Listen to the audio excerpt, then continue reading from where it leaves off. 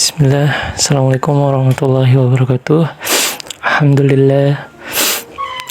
Allahumma lakal hamdu hatta tarda, wa lakal hamdu idza radita, wa lakal hamdu ba'da ridha. Allahumma lakal hamdu wa ilaikal mustaka wa antal musta'an wa la hawla wa la quwata illa billahil aliyyil azim. Allahumma salli ala sayyidina Muhammad wa ala ali sayyidina Muhammad. Raditu billahi rabba wa bil islami dina wa bi Muhammadin nabiyya wa rasula. Bagaimana kabarnya Bapak Ibu semua ya, Bapak Ibu yang dirahmati Allah. Mudah-mudahan yang hadir hari ini Allah karuniakan kesehatan, Allah mudahkan segala yang sedang sulit, Allah sehatkan yang sedang sakit, dan Allah lapangkan yang sedang sempit. Alhamdulillah Bapak Ibu, pada kesempatan hari ini kita banyak membahas tentang bab ikhlas, bagaimana untuk memurnikan keikhlasan kita. Kalau kata Imam Al-Ghazali, semua manusia itu celaka kecuali manusia yang berilmu. Semua yang berilmu itu celaka kecuali mereka yang mau mengamalkan ilmunya. Dan semua yang mengamalkan ilmunya itu celaka kecuali mereka yang ikhlas. Maka perkara ikhlas ini selalu menjadi topik yang menjadi self reminder untuk kita semua Bapak Ibu. Bagaimana ikhlas ini harus terus kita latih, bagaimana ikhlas ini harus terus kita rawat dan kita cari Bapak Ibu. Pertanyaan besarnya, mengapa kita harus mencari ikhlas, mengapa kita harus memurnikan keikhlasan kita?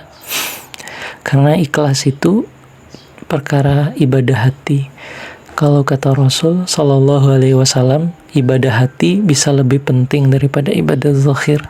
Bahkan sampai mati di jalan jihad pun bisa salah jika tidak untuk Allah. Ibadah hati yakni husnuzon, yakin, niat, tergantung dari keikhlasan kita. Ikhlas itu berasal dari kata kholas, kholisun. Kalau dalam Al-Quran surah An-Nahl ayat 66 menyampaikan bahwasanya ikhlas itu seperti ibarat hewan ternak. Hewan ternak yang dimana susu itu murni di antara kotoran dan darah. Dia tidak akan bercampur.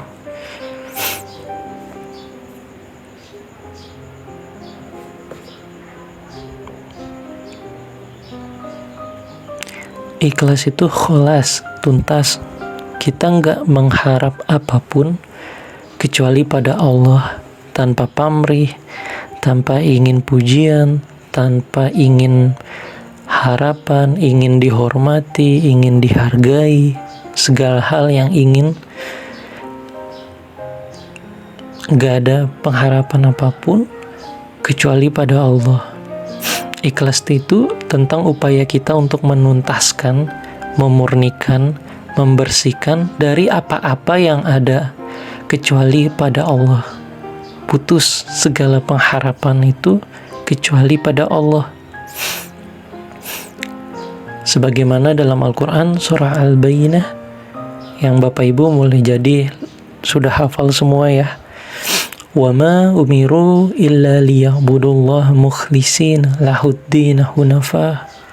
Padahal mereka hanya diminta menyembah Allah dengan ikhlas menaatinya, semata-mata karena menjalankan agamanya. Jadi kita itu diminta hanya untuk beribadah kepada Allah dan diminta untuk memurnikan ketaatan hanya kepadanya. Nah, apa sih kemudian dampak dari ikhlas ini?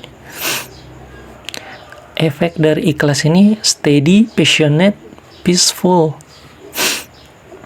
Ikhlas itu membuat hidup kita tuh lebih stabil, lebih mantap, lebih damai, lebih tenang.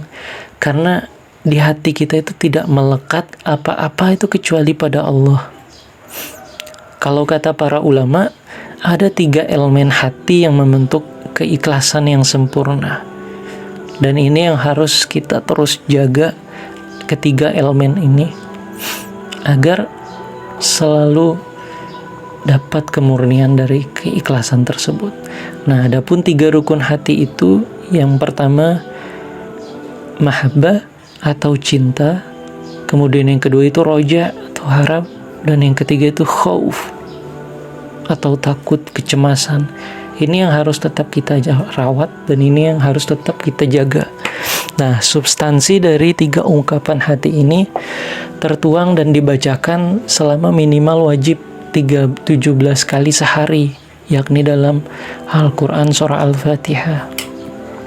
Yang pertama itu cinta, tertuang dalam ayat pertamanya, Alhamdulillahi Rabbil Alamin, ungkapan cinta, pujian terhadap Allah, karena tidak ada yang paling baik dalam hidup kita itu kecuali hanya Allah. Kemudian harap dalam ayat Ar-Rahmanir Rahim, kita selalu mengharapkan kasih dan sayangnya Allah. Dialah Allah yang maha kasih, yang kasihnya gak pilih-pilih, dan dialah Allah yang maha penyayang, yang sayangnya gak berbilang. Kita sebagai hambanya senantiasa berharap agar kita tuh dikasihi dan disayangi. Jadi ada kalimat yang cukup bagus, begitu banyak pintu cinta, salah satu pintunya itu kasih sayang. Nah, kenapa kasih sayang itu menjadi pintu cinta yang paling baik? Karena dengan kasih, dikasihi, itu kita tidak memandang fisik, tidak memandang apapun. Dan itulah yang senantiasa kita harapkan kepada Allah, agar selalu mencurah limpahkan rahmatnya pada kita. Kemudian rasa ungkapan elemen hati yang ketiga yang harus dirawat agar kita senantiasa menjaga keikhlasan kita, yakni takut, khauf, cemas, dalam ayat Maliki Yaumiddin, yakni Allah lah yang menguasai hari pembalasan. Allah pemilik hari pembalasan, sehingga kita akan takut karena nanti Allah akan membalas apa-apa yang kita lakukan selama kita hidup di dunia. Nah, setelah 3 rasa ini, barulah kita mengikrarkan keikhlasan kita kepada Allah dalam ayat selanjutnya, Iyyaka na'budu wa iyyaka nasta'in. Hanya kepadamu kami menyembah, dan hanya kepadamu kami memohon pertolongan. Jadi ikhlas itu pure to Allah, murni untuk Allah. Sebagaimana dalam Al-Quran surah Al-Ikhlas tidak ada satupun kalimat ikhlas, karena memang surat Al-Ikhlas membahas tentang, karena surat ini berbicara tentang ikhlas. Yang kedua dinamakan Al-Ikhlas karena surat ini murni membicarakan tentang Allah. Surat ini merupakan surat yang menegaskan tentang ketauhidan, kesucian nama-nama Allah, yang nantinya menjadi prinsip pertama dan pilar pertama dalam Islam. Surat ini mengukuhkan keesaan Allah, tiada sekutu baginya, Dia sendiri yang kita tuju untuk memenuhi semua kebutuhan. Allahus Samad, satu zatnya, satu sifatnya, dan satu perbuatannya, dan tidak ada yang sepadan atau sama dengannya. Allahus Samad, Allah adalah Tuhan yang bergantung kepadanya segala sesuatu. Artinya tidak ada apapun di atasnya dan tidak butuh kepada siapapun, bukan selain kepadanya. Jadi semua makhluk yang ada di langit dan di bumi ini perlu berlindung kepadanya di dalam segala kondisi. Oleh karena itulah kita harus senantiasa membangun gitu ya rasa ini, rasa hina kita, rasa butuh kita kepada Allah. Nah, pertanyaan besarnya bagaimana sih cara menumbuhkan rasa itu yang nantinya akan membentuk sebuah keikhlasan. Nah, caranya pertama melatih gitu ya. Adapun cara yang pertama, kita harus bisa mampu untuk melepas rasa memiliki kita gitu Bapak Ibu. Kenapa harus dilepas? Karena awal dari penderitaan hidup kita itu adalah perasaan memiliki. Perasaan bahwasanya kita yang memiliki hal tersebut gitu. Awal dari penderitaan hidup itu perasaan memiliki ya Bapak Ibu. Coba bisa kita lihat orang yang takut, seringkali meratapi kehidupannya, seringkali sedih dengan kehilangan adalah orang-orang yang merasa memiliki hal tersebut gitu. Contoh, kita memiliki perusahaan, kita memiliki bisnis, kita mungkin memiliki barang-barang yang berharga, kemudian seketika hal kita bangkrut, bisnis kita hancur, barang-barang kita itu hilang, pasti kita cenderung sedih gitu ya dengan hal tersebut karena itu barang yang kita miliki gitu. Tapi coba ketika barang orang lain yang rusak bahkan hilang, atau bisnis orang lain yang rusak gitu, sekalipun kita memiliki empati yang lebih, ya Bapak Ibu paling nggak sampai sesedih ketika kita memiliki barang tersebut. Karena kita karena kita merasa memiliki gitu Bapak Ibu. Padahal Allah kan nggak pernah memberikan kita hak kepemilikan atas hal-hal tersebut ya Bapak Ibu. Lillahi ma fis samawati. Artinya milik Allah lah apa yang ada di langit dan apa yang ada di bumi. Jadi semua yang ada di bumi dan langit ini milik Allah gitu. Jadi apa yang kita punya saat ini hanya hak guna pakai. Suatu saat akan diambil, ini hanya titipan oleh Allah. Jadi coba bilang sama apa yang kita miliki, pasangan kita, anak-anak kita, Bapak Ibu, rumah, mobil, harta, jabatan, bahkan segala hal yang kita miliki.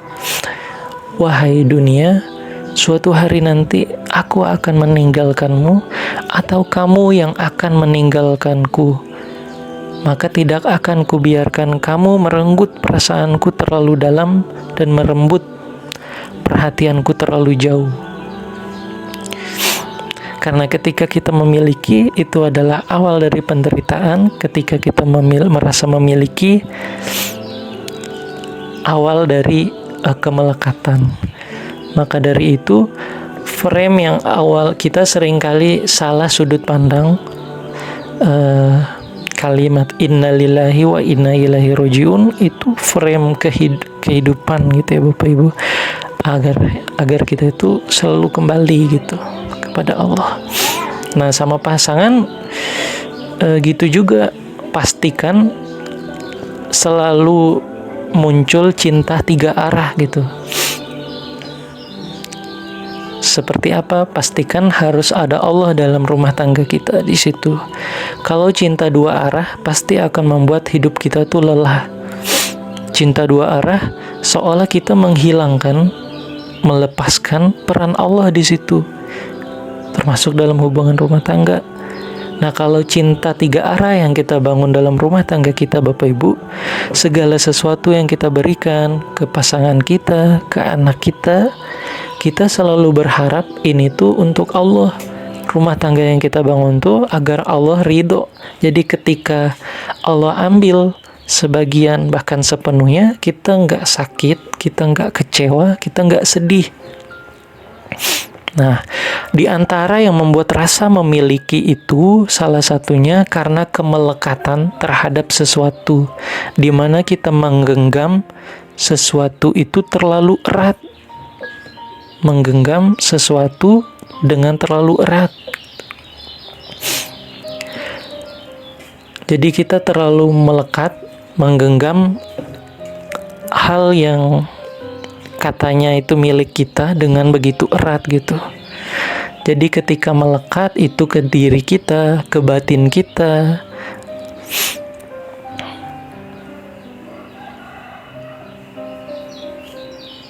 melekat itu ketika diri batin kita itu menempel gitu ya pada sesuatu, atau sesuatu itu menempel pada diri kita, tapi nempelnya ini secara emosional gitu ya, bukan batin. Contohnya Bapak Ibu, misalnya saya nih punya 2 tangan, saya tempel tangan yang pertama ini dengan selotip, nah yang kedua itu dengan tisu.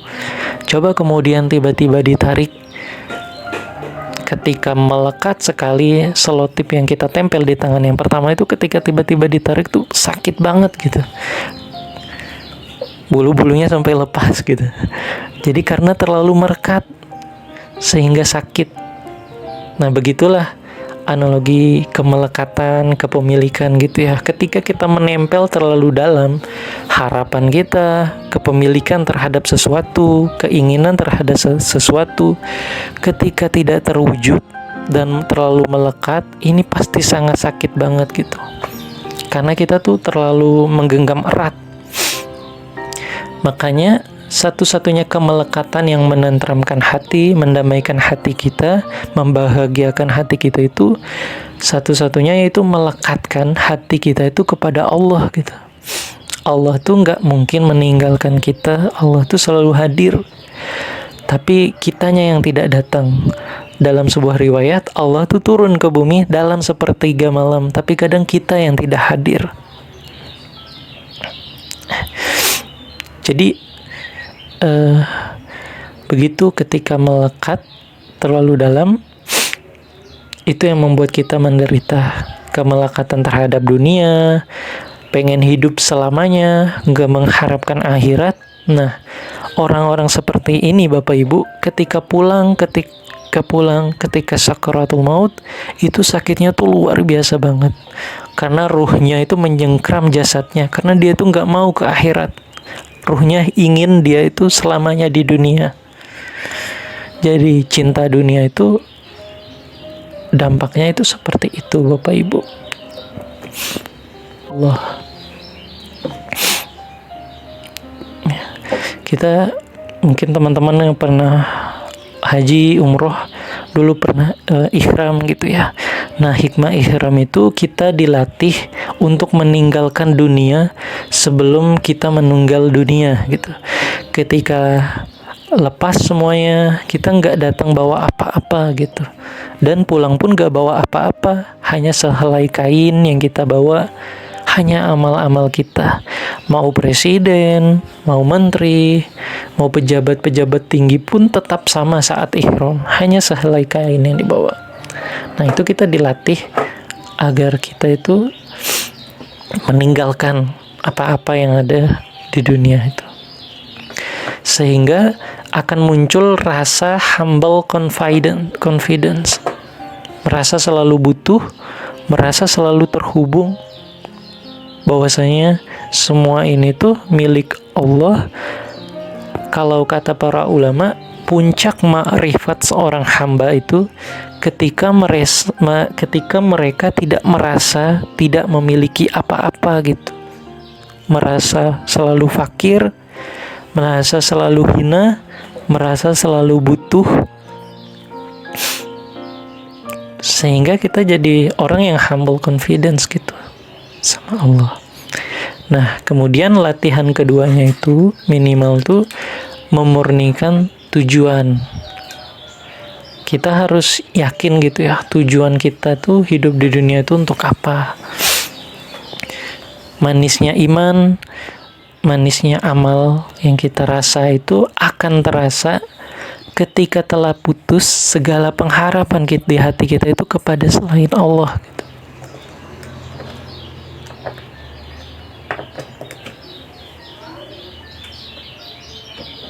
Jadi hanya Allah gitu, pure to Allah. Jadi ini tentang titik tuju, ini tentang titik tujuan kita, apa yang membuat seseorang itu bertahan dalam ujian yang begitu berat, dalam badai kehidupan, dalam cobaan. Di antara jawabannya itu yaitu karena orang itu memiliki tujuan-tujuan yang besar dalam kehidupannya. Jadi ketika kita memiliki berbagai ujian berat yang datang silih berganti, berlapis-lapis dan gak pernah habis, tapi ketika tujuan hidup kita itu murni untuk meraih ridho Allah, dia nantinya akan bilang, ya Allah, apapun yang hendak Engkau takdirkan kepada hamba, sehat, sakit, lapang, sempit, dipuji, dicaci, ujian kehidupan, ujian rumah tangga, ujian pekerjaan, apapun itu ya Allah, asalkan dengan itu Engkau ridho, asalkan dengan itu Engkau memaafkan hamba, asalkan dengan itu Engkau tidak akan meninggalkan hamba, maka hamba cukup, hamba ridho dengan segala ketetapan-Mu. Maka apa yang membuat orang kecewa, sakit hati, sedih, karena yang dicari itu, karena yang dituju itu, yang diharap itu bukan Allah. Mungkin pengakuan, mungkin jabatan, mungkin hal-hal yang lain gitu Bapak Ibu. Sehingga semakin melekat pengharapan kepada selain Allah itu akan membuat hati kita tuh semakin sakit. Sehingga jadikan saja Allah sebagai tujuanmu, maka bahagia akan menjadi milikmu. Jadi berbicara tentang titik tuju kita itu, kita akan menuju pada social perfectionism.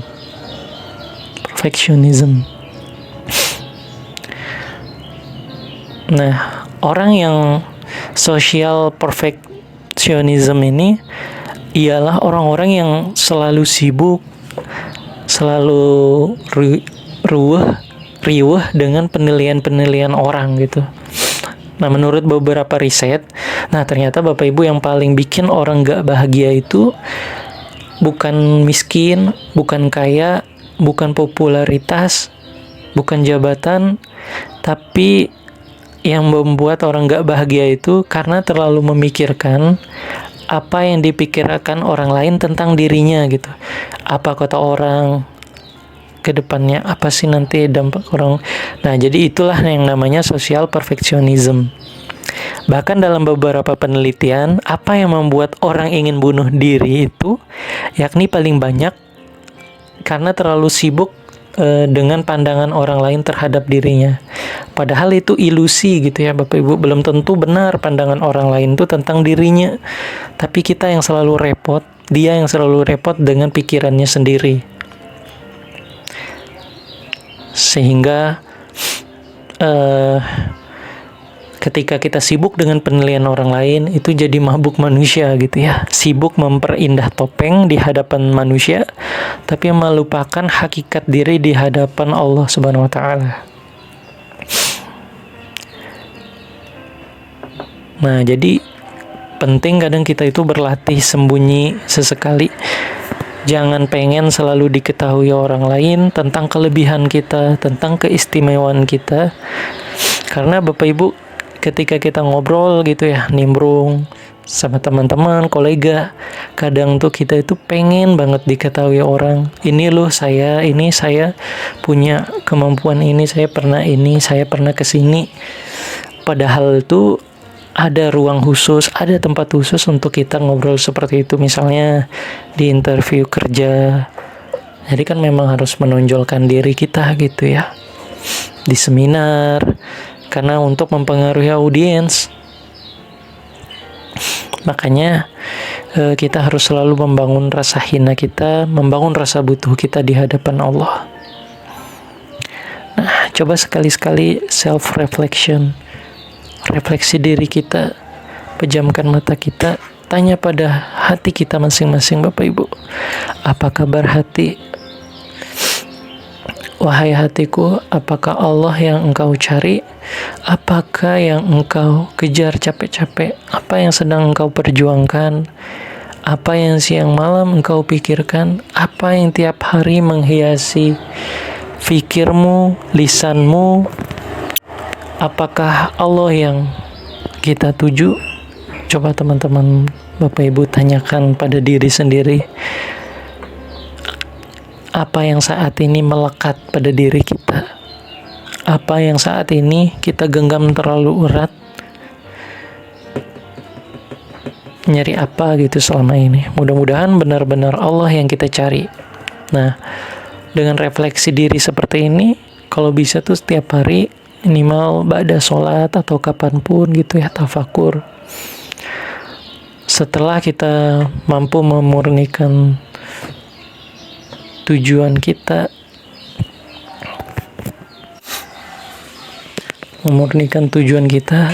karena untuk Allah.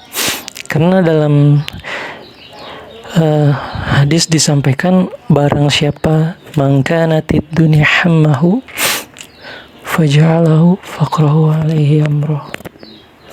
Barang siapa yang menjadikan dunia tujuan utamanya, maka Allah akan mencerai-beraikan urusannya dan menjadikan kemiskinan di pelupuk matanya. Itu Bapak Ibu. Mangkanatid dunya hammah faraqallahu alaihi amrahu wa ja'ala faqrahu baina ainaihi wa lam yatihi minad dunya illa ma kitaballah. Barang siapa tujuan hidupnya adalah dunia, maka Allah akan mencerai-beraikan urusannya, menjadikan kefakiran di kedua pelupuk matanya, dan ia tidak mendapatkan dunia kecuali menurut ketentuan yang telah Allah tetapkan baginya.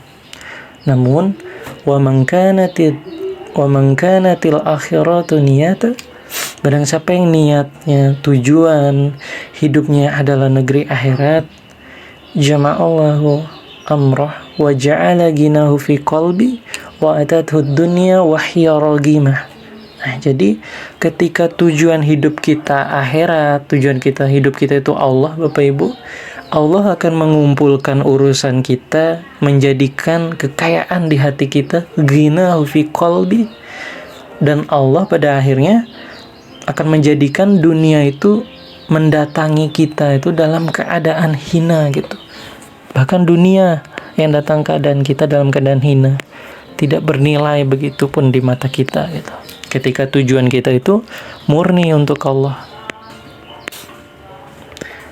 Nah, jadi ketika saya memurnikan tujuan, maka yang ketiga, kita harus berlatih rela gitu ya, berlatih untuk ridho. Kita harus melatih diri kita itu ikhlas, ridho, rela menerima apa-apa yang telah Allah tetapkan.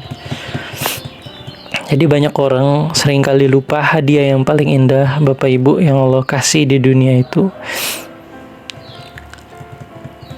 kepada orang-orang yang ikhlas, orang-orang yang ridho, orang-orang yang rela, yakni ketenangan. Hadiah yang paling indah itu yaitu ketenangan. Sulit banget gitu ya, terutama di akhir zaman seperti ini. Di zaman-zaman yang begitu berat ini, ketenangan batin, kedamaian jiwa, bahkan kebahagiaan itu sulit sekali kita dapat. Oleh karena itu kita harus berlatih rela, berarti ridho. Karena ridhonya seorang hamba kepada Allah itu adalah menerima dan tidak membenci apa-apa yang telah menjadi ketetapan Allah. Nah, ada 3 keridhoan seorang hamba. Yang pertama itu ridho bisyar'illah. Kita menerima, rela menjalankan syariat-syariatnya Allah dengan penuh keikhlasan, dengan penuh dedicated, dengan penuh dedikasi kita. Kemudian ridho biqada'illah, terhadap ketentuan Allah, ini kita menerima segala apa-apa yang telah Allah tetapkan. Kita nggak menolak, kita nggak benci dengan segala ketetapan, termasuk hal-hal yang tidak enak gitu. Baik yang katanya musibah, karena ketika kita ridho dengan ketentuan Allah, dengan musibah, ujian yang datang, kita yakin merubah sudut pandang kita bahwasanya dengan ujian ini, musibah yang kita dapat ini untuk mengangkat derajat kita, Bapak Ibu. Nah, kemudian yang ketiga, untuk tahap keridhaan seorang hamba itu, yakni ridho bi rizkillah. Ketika kita ridho terhadap rezekinya Allah, artinya kita merasa cukup, merasa qanaah, merasa puas, tidak serakah, meskipun dalam ukuran manusia itu sedikit, tapi kita ridho gitu.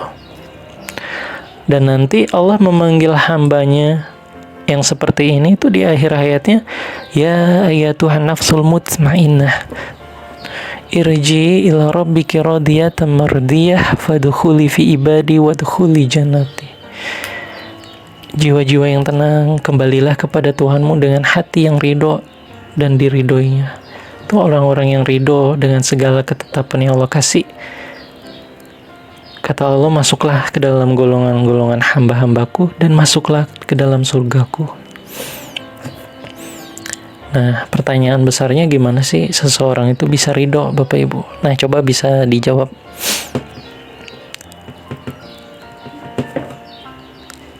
Makanya dalam kitab Al-Hikam karya Syekh Ibnu Athaillah, kata beliau, penawar pedihnya sebuah cobaan, yakni kita husnuzon. Apa kata Syekh Ibnu Athaillah? Agar ujian terasa ringan, engkau harus mengetahui bahwa Allah lah yang memberikanmu ujian. Zat yang menetapkan segala takdir atasmu adalah selalu memberikan pilihan-pilihan yang terbaik. Jadi kita harus menyadari gitu ya, harus husnuzon bahwasanya kehendak Allah itu tidak pernah zalim kepada hambanya. Dialah Allah yang menginginkan kebaikan bagi hambanya. Allah maha melihat gitu ya Bapak Ibu, semua capek kita, lelah kita gitu. Dan gak mungkin keliru dalam menetapkan takdir-takdir hamba-hambanya. Makanya terkadang tuh kita perlu masalah, perlu musibah, agar dengan musibah itu kita tuh semakin dekat, semakin ingat gitu sama Allah gitu ya. Karena dengan masalah, dengan musibah yang kita alami, ini adalah wujud sentuhan sayangnya Allah untuk hambanya gitu. Kalau kata Maulana Rumi, kadang tuh kita butuh kesedihan, kepahitan, hati yang patah. Karena dari patahan-patahan itu akan muncul gitu cahaya-cahaya Allah. Semakin gelap kehidupan yang kita alami Bapak Ibu, kegelapan popularitas, kegelapan kehidupan, kegelapan yang ada di dunia ini, itu maka semakin terang cahaya-cahaya Allah datang kepada kita. Ketika kita tidak diberikan ujian, tidak diberikan musibah, boleh jadi sholat kita itu nggak khusyuk gitu ya. Boleh jadi doa-doa kita itu nggak sepenuh hati ke Allah. Makanya dengan ujian ini agar kita itu kembali gitu ke Allah dengan sepenuh hati kita, dengan sepenuh jiwa dan raga kita, Bapak Ibu. Ma asaba min musibatin illa bi iznillah wa may yu'min billahi yahdi qalbah. Jadi segala musibah, ujian yang kita alami Bapak Ibu ya, itu tuh atas izin Allah gitu. Wa may yu'min billahi yahdi qalbah. Orang-orang yang beriman nantinya itu akan dibimbing hatinya, yahdi qalbah.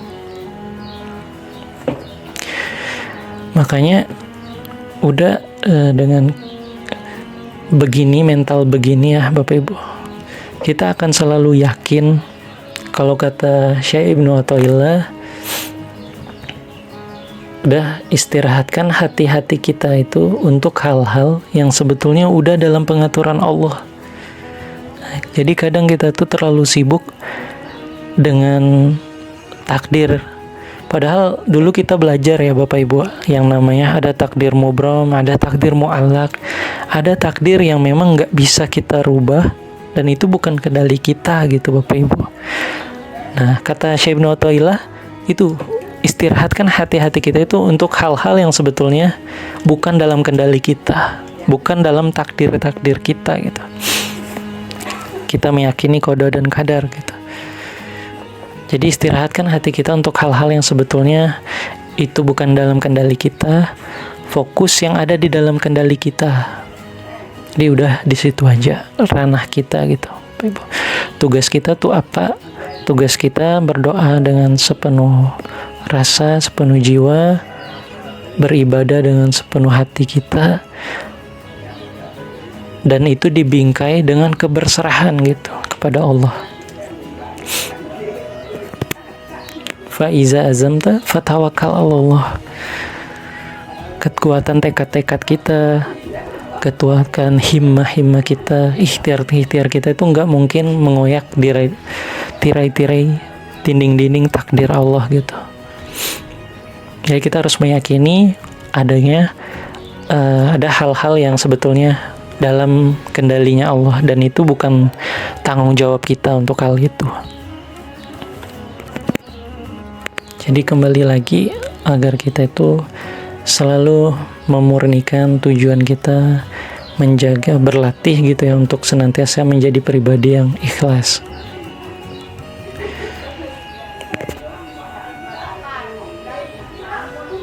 Ya, mungkin itu dulu ya Bapak Ibu yang dirahmati Allah. Insya Allah, semoga Allah ridho ya pertemuan kita hari ini.